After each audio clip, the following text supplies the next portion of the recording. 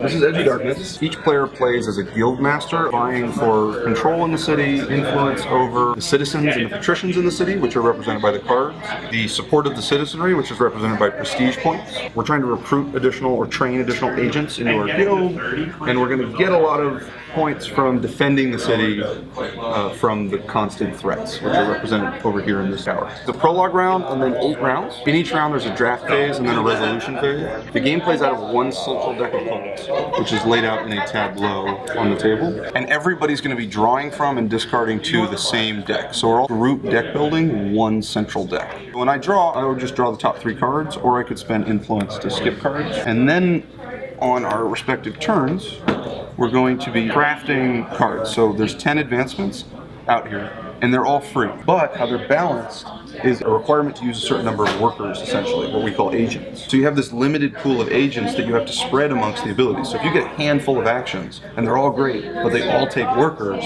you can only do a subset of it. It's about balancing how many of these guys you're going to train, so you get new guys up here. These are untrained guys. We're going to be crafting cards. So you can pick it, you then pick a card in your hand, you slot it, I would then do the effects that I want to do, I would discard it, my turn would be over.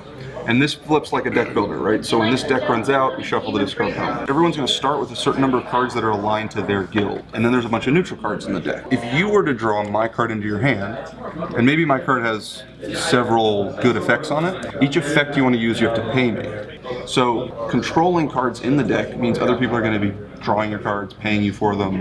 And then at the end of your turn, when you discard my card, instead of going to the discard pile, comes back to my guild hall on my board and ends up in my next hand. Okay. So my own cards also cycle back to it. It's a shared deck building, but we all own different parts of it and are trying to sort of control ownership of the deck to an extent. All the cards in the game are double-sided, so there's the good side and the bad side. As I modify this and make this card better, I'm also making the monster bigger, right? So as we scale up in power in the game, the monsters both get bigger and they attack faster. This is a gradually progressing threat on us, right? So every turn, someone's going to take the top 2 cubes on this track and drop them into the tower. And at some point, if a card ends up with 8 total cubes on it, that threat attacks, right? And if you've either planned to defend it, you'll be okay. If you haven't, you're going to lose big victory points on this track. As you fail to defend the city, they hate you more and more. So we kind of just start off being beloved? Yes. Okay. So you can own cards, you can train agents, you can go fight monsters.